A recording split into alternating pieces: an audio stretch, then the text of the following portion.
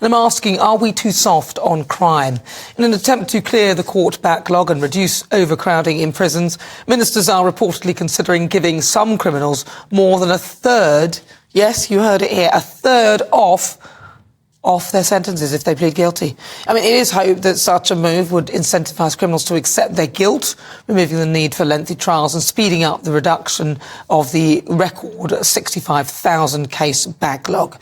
The Justice Secretary, Alex Chalk, is also expected to reveal a package of measures that could see more prisoners released early and spare criminals facing shorter prison sentences from going to jail. What's the point, eh? So with the prison population in England and Wales reaching a record high of over 88,000, the government hopes its new approach could prevent prison overcrowding, something many argue has detrimental effects on prisoner rehabilitation. Oh, poor things. However, if they face a lower prospect of ending up behind bars, will potential criminals be dissuaded from offending? Of course they won't. They'll know that if they offend, they won't go to prison. So for the Great British Debate this hour, I'm asking again, are we too soft on crime? Well, I'm joined now by Reem, Ibrahim, political commentator, Benton, former detective, chief inspector of the Metropolitan Police, and Dennis MacShane, and also Peter Spencer, political commentator. Dennis, I didn't say what you are, former Labour MP, I'll go with that. But let's start with Perry Benton. You're a former detective, chief inspector at the Metropolitan Police. Perry, what are your thoughts on this?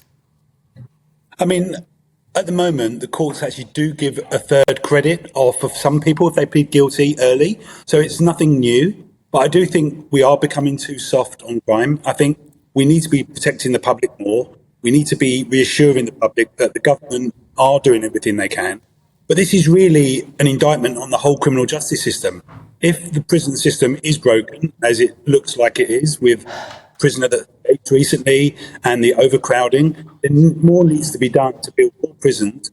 But we need to be sending a message out to criminals that if you are going to commit crime, if you are going to break the law, and if it is a serious offence, you should be going to prison. And so I do think we are becoming too soft on crime. Why don't we just, Dennis MacShane, why don't we just build more prisons? I don't get it. What's the problem?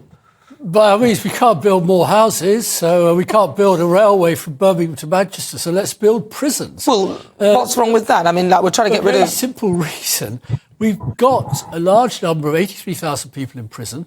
That is compared to 11,300 fighting-fit, combat-ready infantry soldiers in our army. Our prison population way outstrips our army. Yeah. There are many more people in prison than most comparable European countries, don't mention America. And only a third of them are there for violent crimes. And that's a ridiculous thing. I mean, our police catch about half of the, prosecute half of the people they set out to catch. That's the incompetence of the police. Half? Are you sure? I thought it was something like 6%. They only catch 6% anyway. So half of 6% isn't very many. Basically, we've got prison junkie judges, prison junkie politicians. Whenever you're a bit worried, out goes the cry, send more people to prison. And we now have, compared to when I was a little boy, I think 6 times as many people in prison. Is it improving crime? Is it improving the quality of our streets, the safety of our streets? We know the Tories got rid of 20,000 police officers, uniformed police officers that the last Labour government put on the streets. I hope the next one does the same. And as a result, crime's soared. I say to any GB News friend listening in, when was the last time you saw a copper on the street? Actually, I'll be honest with you, it was yesterday. Reem, Ibrahim. I've seen a couple today with those protests in London. I mean, look, there clearly is a failure in the wider justice system. I think the figure is about 6% of crimes in England and Wales actually result in any kind of punishment. Really, effectively the police service have resulted in, creating crime as sort of low-level employment. And I think it's ridiculous that we're not clamping down on these things. I actually do think Dennis has a point that non-violent crimes don't need to automatically go and result in a prison sentence. I actually think if you're selling marijuana, for example, that should be decriminalised. There's no point that the police are being sort of using that time for those kind of crimes. Why? Non-violent. Why that, though? It's illegal.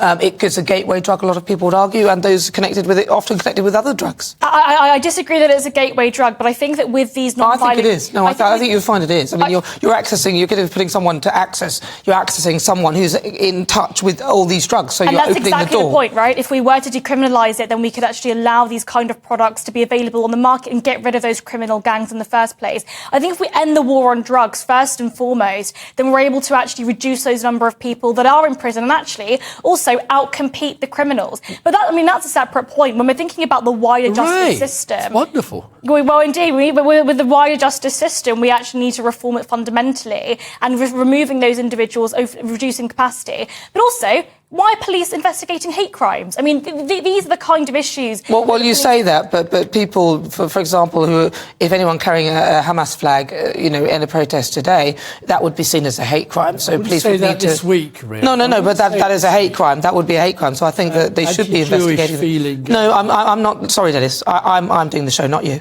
I'm saying that police should be investigating hate crimes. I don't agree with Reem on that. That's my point. Peter Spencer.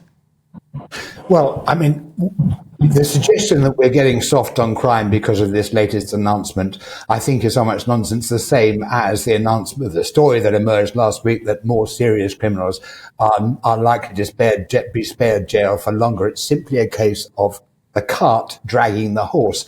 The reason for this different approach is simply there is nowhere to put these people. The prisons are hopelessly overcrowded. I mean, to some extent, we've created a rod for our own backs in that, as Dennis rightly points out, we do actually seem to lock up more people for longer than most other comparable nations. But I think this fits into a broader narrative of a crumbling public services. It goes along with a record waiting list for NHS treatment, crumbling schools, huge backlogs in the court, which actually is a God-given gift to Keir Starmer, I have to say. That said, I do have to concede that quite what he'd do about it, given Liam Byrne's line about there's no money in the kitty, remains to be seen. So briefly then, all of you, so do you think they were too soft on crime? Yes or no, Dennis? Yes, too soft or not? No? Not at all. Okay. Too stupid on crime. Too stupid on crime. Peter Spencer, too soft, No. Yes or no? No. And also Reem, Ibrahim, too soft on crime, yes or no? Yes, I think we are on some and not on others. And Perry Benton, too soft on crime, yes or no?